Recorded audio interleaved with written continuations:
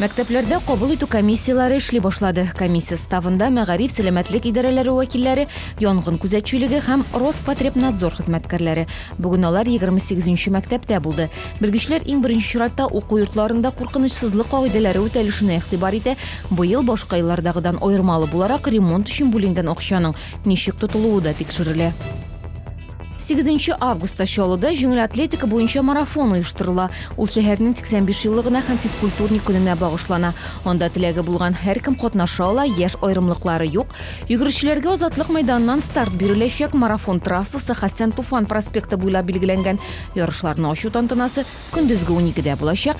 Иртәнге 9да исә 42 километрлык дистанцияга йөгерешчеләргә старт бирелә. Казанда узучы су спорты төрләре буенча дөнья чемпионатының яртысы артта калды. Чемпионат башланган көннән алып барлыгы 112 ярыш, 1000ннән артык күнегүләр уздырылган. Барлыгы 33 комплект медаль уйнатылган. Ярышларны тамаша кылырга көн саен 28 меңләп кеше йөри. Чемпионатның ачылыш тантанасы өчен әзерләнгән пилигрим тамашасын Боз сараенда 50 мең кеше караган. 16да 14 йортында ишегалды бәйрәме үтте. Әлеге чара күршеләргә бер-берләре белән танышырга, аралашырга мөмкинлек бирә. Мондый очрашуларда шәһәр башкарма комитеты җитәкчесе дә катнаша.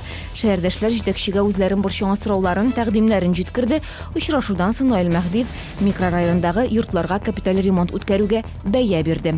Бу һәм башка хәбәрләр турында тулырак яңалыкларның кичке чыгарылышында ул 19 сәгать 10 минутта эфирга чыга.